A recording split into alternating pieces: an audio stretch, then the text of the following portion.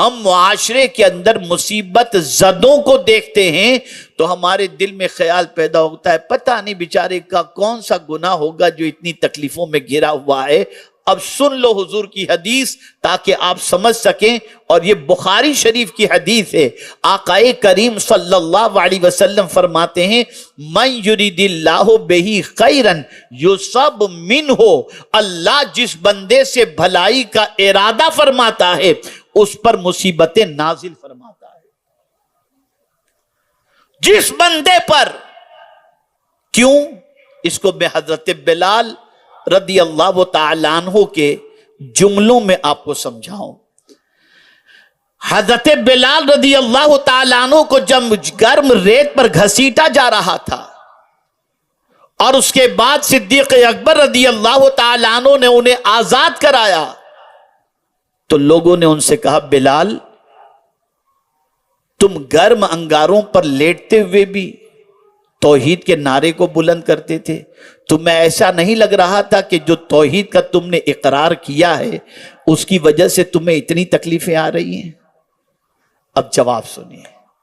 حضرت بلال جواب میں فرماتے وہ دور مٹکوں کا دور تھا نا، آج کی طرح اسٹیل اور تانبے اور پیتل کے گھڑے تو نہیں ملتے تھے، ملتے ہوں گے اس زمانے میں لیکن زیادہ تر مٹی کا استعمال۔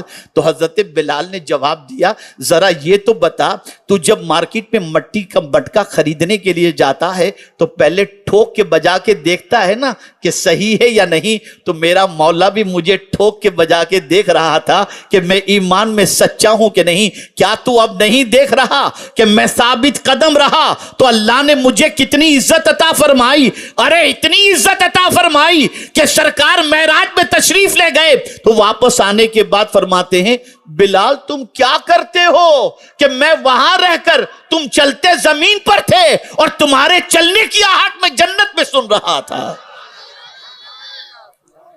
تو حضرت بلال نے جواب میں عرض کیا حضور میں ہمیشہ باوضو رہتا ہوں، جب وضو ٹوٹتا ہے فوراً کر لیتا ہوں، اور جب وضو کرتا ہوں تو 2 رکعت تحیۃ الوضو پڑھ لیتا ہوں، اور اسی کے ساتھ ہر نماز کے بعد سورہ توبہ کی آخری آیتیں پڑھ لیتا ہوں۔ سرکار فرماتے ہیں یہی وجہ ہے کہ میں نے جنت میں مجھ سے پہلے تیرے چلنے کی آہٹ کو سن لیا۔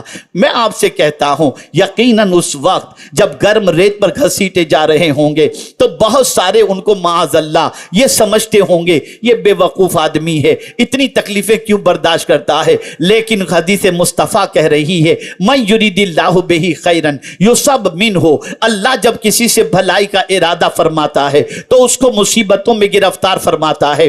کیوں؟ اس لیے کہ مصیبتوں کی وجہ سے اللہ اس کے گناہوں کو بھی معاف کرتا ہے، اس کے درجات کو بھی بلند فرماتا ہے، اور دنیا کو پروردگار یہ بتانا چاہتا ہے کہ میں ہزارہ اس پر مصیبتیں نازل کروں یا نعمتیں نازل کروں یہ مجھ سے خفا نہیں ہوتا۔ میں آپ سے پوچھنا چاہتا ہوں تاریخ کے اندر کسی نبی کے خاندان کے کسی فرد پر اس طریقے کی پریشانیاں نہیں آئیں جتنی کربلا کے اندر امام حسین پر امتحان کا وقت آیا۔ لیکن مجھے یہ بتائیے کہ ایسی سچویشن کے اندر ایک شکوہ بھی امام حسین نے کیا ہو، ایک شکایت بھی اپنے رب سے کی ہو کہ میرے مولا میں تیرے چہیتے نبی کا نواسا ہوں اور میرے ساتھ یہ ہے؟ نہیں، بلکہ تاریخ طبری کے اندر یہ چیز موجود ہے کہ جب امام حسین کے سر کو تن سے جدا کیا جا رہا تھا تو آپ کی زبان پر ایک ہی جملہ تھا رضیت بقضائک یا ربی، اے میرے کریم میں تیرے فیصلے سے راضی ہوں۔ تو اللہ نے وہ مرتبہ عطا کیا،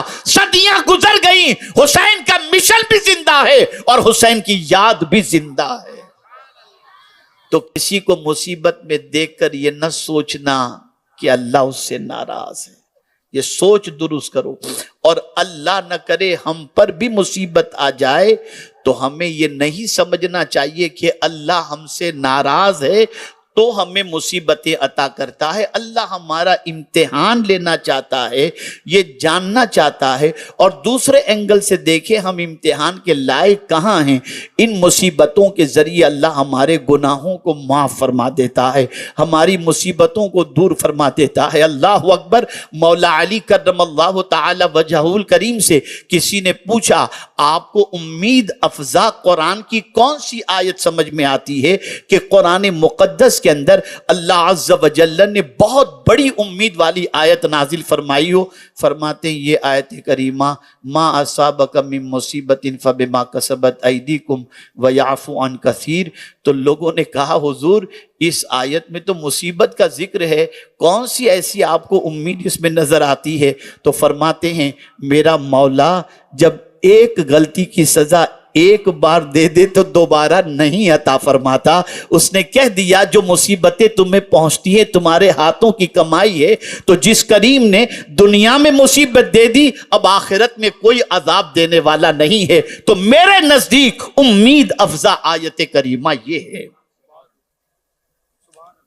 اے رسول اعظم صلی اللہ علیہ وسلم کے دیوانوں، مصیبتیں آئیں تو خدا سے رشتہ نہ توڑو، مصیبتیں آئیں تو ڈرگ سپلائی کرنا شروع نہ کرو، مصیبتیں آئیں تو جوؤں کے اڈوں کو آباد کرنا شروع نہ کرو، مصیبتوں کے اندر شراب نہ پیو، مصیبتوں کے اندر پکچر نہ دیکھو، مصیبتوں میں ڈانس وغیرہ میں نہ لگ جاؤ.